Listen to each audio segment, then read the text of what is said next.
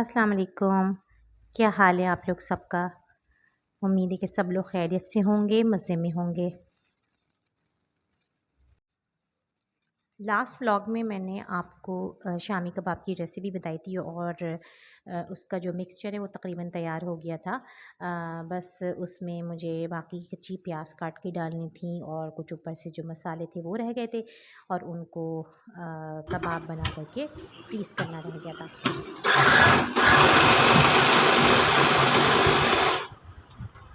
ये भी बना के मैं फ्रीज़ कर देती हूँ और बच्चे इसको बहुत शौक़ से खा लेते हैं, सैंडविच भी खाते हैं, गरम-गरम पराठों के साथ भी बहुत अच्छे लगते हैं, बल्कि हमारे घर में सब लोग बहुत शौक़ से खाते हैं। कच्ची प्याज़ चॉप कर ली थी वो इसमें शामिल किया है और नमक मुझे थोड़ा-सा कम लग रहा था तो मैंने नमक थोड़ा-सा ऐड किया था। आप भी टेस्ट कर लें, अपने हिसाब से डाल लें। और मैं लेमन जूस भी डालती हूँ या तो फिर सिरका डालती हूँ, मेरे पास लेमन मौजूद नहीं था तो मैंने सिरका डाल दिया था। इससे भी बहुत ज़बरदस्त टेस्ट आता है। दूसरी तरफ आ जाएँ तो जनाब ये मैंने बोनलेस चिकन लिया है, इसको मैं मैरिनेट करके रख रही हूँ। ये भी मैं फ्रीज़र में रख देती हूँ। इससे बहुत सारी चीज़ें बन जाती हैं। पिज़्ज़ा बन जाता है और सैंडविचेज़ रोल पराठा इस तरह की चीज़ें मेरे बच्चे बहुत पसंद भी करते हैं और मुझे भी बहुत सहूलत रहती है। इसमें मैंने ऐड किया है पिसा हुआ लहसुन, कुटी हुई लाल मिर्च और 2 टेबल स्पून के करीब तिक्का मसाला शामिल किया है और नमक हस्बे ज़रूरत क्योंकि तिक्का मसाला में ऑलरेडी नमक होता है। थोड़ा-सा सरसों का ऑयल लिया था, आप कुकिंग ऑयल भी ले सकते हैं।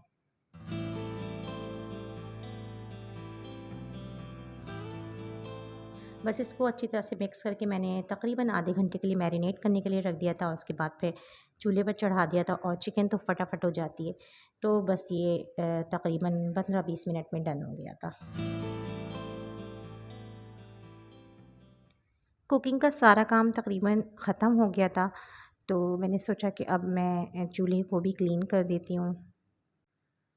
चाय उबल के गिरी थी और उसकी पत्ती जो है ना वो थोड़ा-सा हार्ड हो गई थी, तो इस वजह से मैंने पानी डाल के थोड़ी देर के लिए छोड़ दिया था ताकि ये सॉफ्ट हो जाए और बहुत आसानी के साथ उसके बाद निकल जाता है।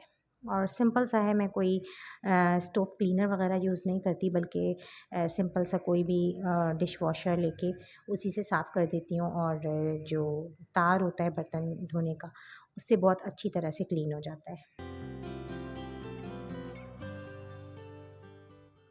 आज मुझे बाहर भी निकलना था और साथ-साथ बच्चों के मिड टर्म के एग्ज़ाम भी चल रहे हैं, तो मुझे अपनी बेटी को पढ़ाना होता है, देखना होता है।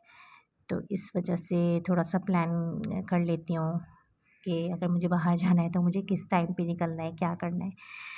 तो अल्हम्दुलिल्लाह बस ये कि सारी चीज़ें चल रही हैं। बस अल्लाह ताला हमारे वक़्त में बरकत डाले और हमारे बच्चों को भी बेहतरीन कामयाबी से नवाज़े।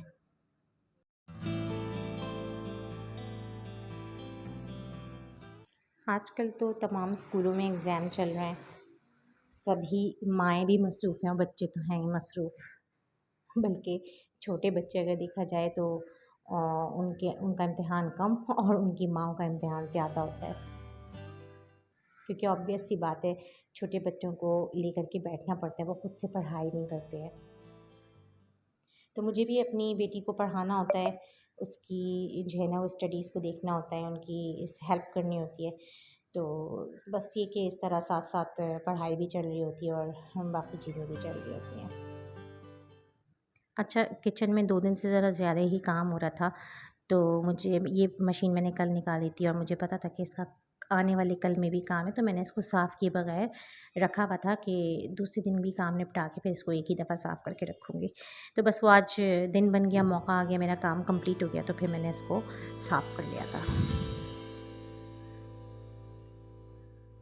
मैं तो इसको सिंपल जो है वो वही डिश वॉशर से फ़ोम बनाकर और उससे साफ़ करती हूँ। उसके बाद किसी ड्राई कपड़े से या फिर स्पंज से इसको क्लीन कर लेती हूँ, तो ये बहुत अच्छे से साफ़ हो जाती हैं और ड्राई हो जाती हैं, तो फिर इनको मैं इनकी जगहों पर रख देती हूँ।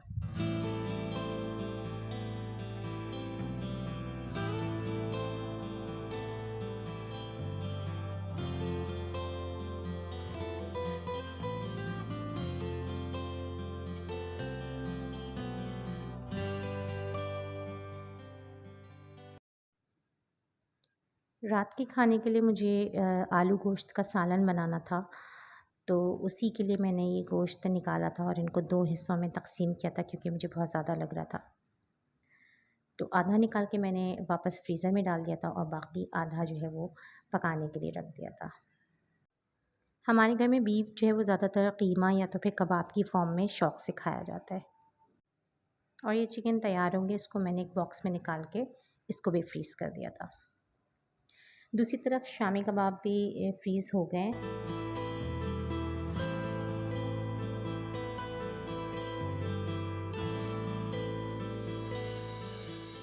इनको मैंने अलग-अलग करके ज़िप-लॉक में रख दिया था।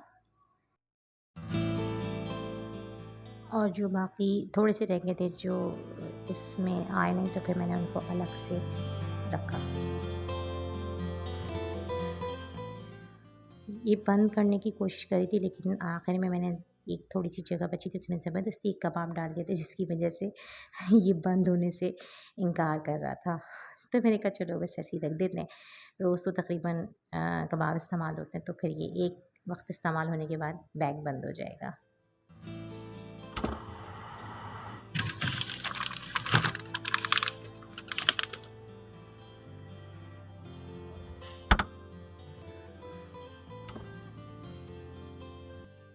अल्हम्दुलिल्लाह किचन का मेरा सारा काम कंप्लीट हो गया था और किचन पर आखिरी नज़र मार रही थी मैं।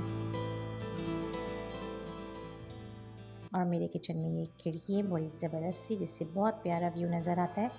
काम के साथ साथ मैं अक्सर और बेशतर बाहर भी देखती रहती हूँ।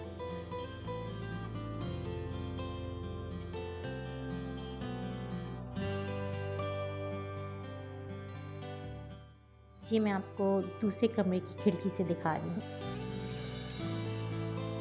उस दिन बहुत ज़्यादा धूप निकली भी थी और बहुत गर्मी थी, लेकिन जिस वक्त मैंने ये वीडियो रिकॉर्ड करनी शुरू की तो उस वक्त थोड़ी सी धूप कम हो गई थी। मेरे व्लॉग में आखिर तक साथ रहने का आपका बहुत शुक्रिया।